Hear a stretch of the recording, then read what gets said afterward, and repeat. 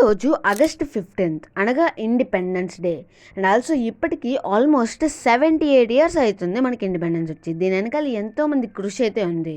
So వీళ్ళ గురించి తెలుసుకోవడమే ఈరోజు video. So let's begin the video. British వాళ్ళు మన ఇండియాకి అడుగుపెట్టిన డేట్ వచ్చేసి ఆగస్ట్ 24, 1608 సూరత్లో.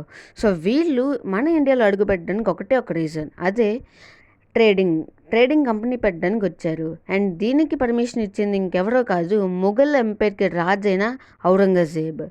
ఇంకా ఈయన ఎందుకు ఇచ్చారంటే, ఒకప్పుడు మన India biggest and richest country in the world. So వీళ్ళేం చేస్తారులే అని ఇచ్చేశారు. సో అలా మొదలైంది ఈ ఈస్ట్ ఇండియా కంపెనీ ఫస్ట్లో సూరత్లో మొదలుపెట్టి మెల్లిమెల్లిగా కలకత్తా, మద్రాస్ ఇలా చాలా చోట్ల కట్టుకుంటూ పోయింది. సో అలా ఒకరోజు కలకత్తా ఉన్న ఈస్ట్ ఇండియా కంపెనీలో ట్యాక్సెస్ కట్టడం ఆపేశారు. సో ఎందుకు అని బెంగాల్ యొక్క గవర్నర్ నవాబ్ అయిన సిరాజుద్దౌలా క్వశ్చన్ చేస్తే దానికి రిలక్టెంట్ ఆన్సర్స్ అయితే ఇచ్చారు ఈస్ట్ ఇండియా కంపెనీ. అండ్ అక్కడతో ఆగకుండా ప్రతి పొలిటికల్ అఫైర్స్ ఇలా ప్రతి దాంట్లో ఇన్వాల్వ్ అవ్వడంతో ఇంకా సిరాజుద్దౌలా ఈస్ట్ ఇండియా కంపెనీ మీద వార్ డిక్లేర్ చేశారు. ఆల్మోస్ట్ 30,000 సోల్జర్స్తో బెంగాల్ మొత్తం లాక్ చేసి వార్ అనేది స్టార్ట్ చేసేసారు. బట్ మద్రాసులో ఉండే రాబర్ట్ క్లైవ్ అనే ఒక ఆఫీసర్ బెంగాల్ నవాబ్ కింద ఉండే ఇంకో నవాబ్కి ఒక ఆఫర్ అయితే ఇచ్చారు. ఈ వార్ మీరు కనుక ఓడిపోతే నీకు ఈ నవాబ్ సీట్ అనేది ఇవ్వడం జరిగిద్దని ఒక ఆఫర్ చేశారు.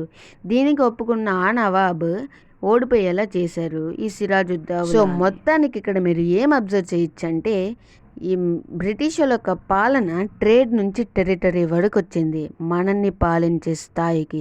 ఇలా మొత్తంగా ఇండియా మొత్తాన్ని ఆక్రమించేసింది ఈ బ్రిటిష్. ఇప్పుడు ఈ ఇండియా కాస్త బ్రిటిష్ ఇండియా అయిపోయింది. సో ఆ తర్వాత ఎంతోమంది స్వతంత్ర పోరాటాలు చేసి, ఒకళ్ళేమో వైలెన్స్ అని చెప్పి వెళ్తూ, ఇంకోళ్ళేమో నాన్ వైలెన్స్ అని చెప్పి వెళ్తూ, ఇలా ఎవరి ప్రయత్నాలు వాళ్ళు చేసి మన ఇండియాకి ఆగస్ట్ 15, 1947 ఇండిపెండెన్స్ వచ్చేసింది. సో అది ఇవాళ వీడియో. నచ్చితే లైక్, షేర్ అండ్ సబ్స్క్రైబ్.